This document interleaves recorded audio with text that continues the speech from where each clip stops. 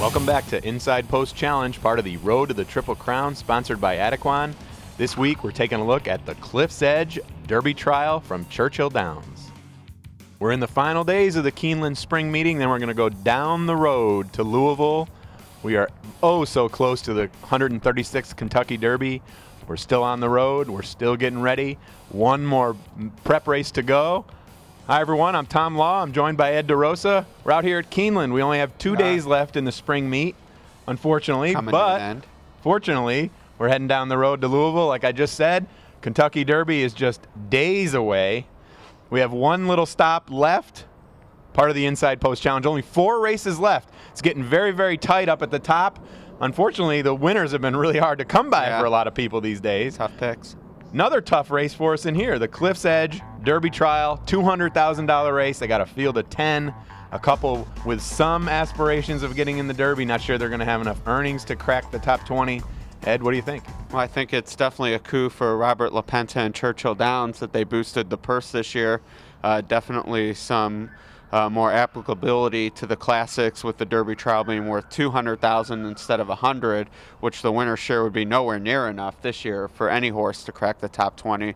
So nice job for them to add a little bit of relevancy to this race in terms of the Derby picture. Usually the Derby Trial, we're talking about horses going to the Woody Stevens, King's Bishop. So adding the classic element to this race, I think, has made it a lot of fun to handicap. And the trip goes back to a mile, sort of that good straight 1 mile, maybe a little bit of a preview of the Breeders' Cup Dirt Mile a little ways down the road. Yeah. Well, let's not get ahead to the Breeders' Cup just yet. We still have the Triple Crown to go. Like I said, we're only a few weeks away. I think the Derby Trial really showcases the depth of maybe some of the marquee name trainers, specifically Bob Baffert, Todd Pletcher, D. Wayne Lucas, and Nick Zito. They all have horses in here. They all kind of maybe the second string types. You know, Pletcher has Aconite wheeling back from the dull effort in the Bluegrass. Baffert has Game On Dude, who comes out of the Florida Derby in a barn change. Lucas has Wow Wow Wow, a horse we talked about earlier on the trail. And Zito goes with Miner's Reserve. I look at Miner's Reserve maybe as Zito's sort of his Belmont Stakes horse. He comes off a dull race last time out, but he's by Mineshaft. He's probably going to keep improving.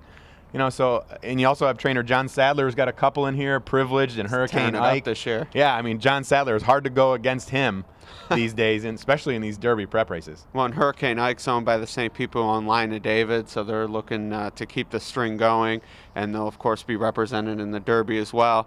I actually like a horse conditioned by a trainer you didn't mention, but he is local to Churchill Downs, which is definitely an angle I like when the spring meet begins, and that's Dale Roman's horse, Hear Ye, Hear Ye.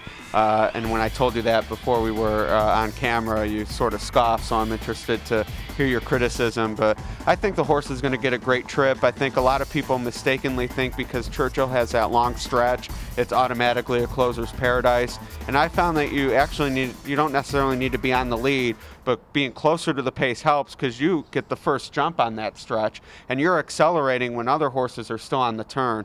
I think that could be a big advantage, especially at the trip we talked about, the 1 turn mile, and we haven't talked about 85 and a 50, who's definitely going to be on the lead, but I think Hear Ye can reel him in. Yeah, like you said, Hear Ye does have a lot of positives. The fact that he has a lot of racing under his belt. He's very experienced. He knows how to win. He's a good quality class horse. Comes up from Florida, off some so-so races down there. But like you said, he is going to get that first jump, which is very, very important. 85 and a 50. He's a very interesting horse in here. He runs the huge maiden race, and he bolts to the outside in the race going 2 turns. Then he comes right back in the Bayshore. They get him right back. He still sort of has some funny way of going, but I mean, he just wins easy in there. He gets the outside post in here. That's not going to hurt him at all, a horse like that. So going a mile, I mean, it's a big long run down the backstretch. He should be pretty tough in here. Another horse that we didn't mention in here is Pleasant Prince.